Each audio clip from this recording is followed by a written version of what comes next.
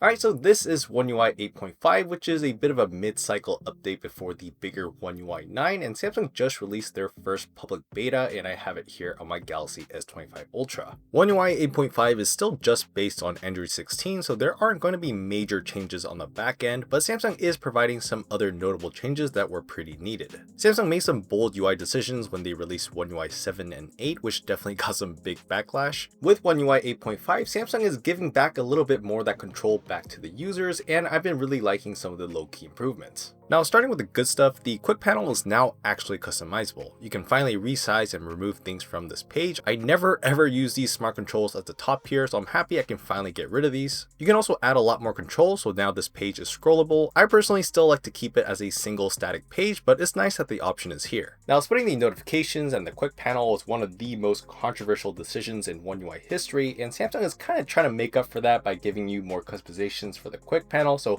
I'm glad we are at least getting that. There are small UI changes on a lot of the native UX components, but there is now a clear new direction in terms of the design language. Things are getting less and less flat. Flat minimalism is over. Now it's all about drop shadows and subtle 3D effects. Some of the first-party Samsung app icons are employing a similar 3D-esque design as what you see from the new liquid glass icons on iOS 26, and within the native apps you'll see things are looking a little bit more 3D. Not by a ton, but we're definitely going in that direction. Now thankfully the transparency effects don't go overboard at all. Besides the ugly new number pins on the lock screen, the level of transparency doesn't seem to have changed much, which is good because iOS 26 got a ton of flack for too much transparency. We also got some new lock screen customizations. When you do set a new wallpaper, the wallpaper placement now automatically changes to fit your clock and block something or someone in the way, which is pretty neat. Sadly, still not much is new with the clock font options. We're still really far from nice looking lock screen clock styles on One UI, so hopefully we see something actually attractive on One UI 9. By the way, there's also this new option to add this animation effect to reflect the current weather. Very interesting choice, kind of old school, but I don't really like it.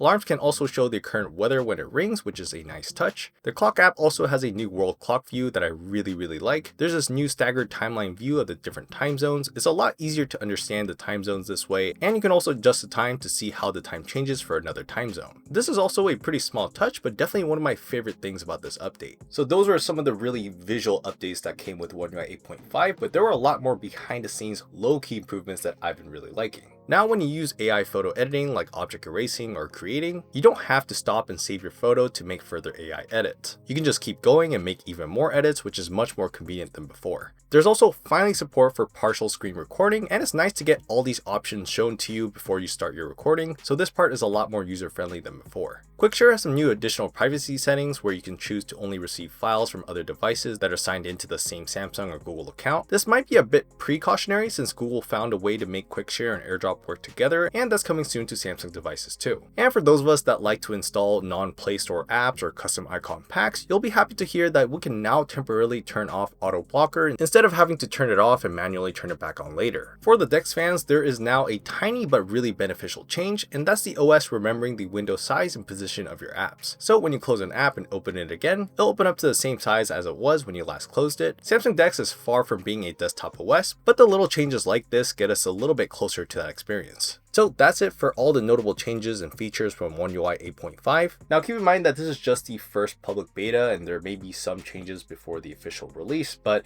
this is generally what it's going to look like and probably won't look too different from what we've seen today. But overall, I actually really like the small changes. This update might not be a major one, but these low-key improvements are actually really helpful for my day-to-day. Of course, let me know your thoughts about One UI 8.5 and all these changes. Subscribe to the channel to stay tuned for more Samsung videos like this, and I'll see you guys on the next one.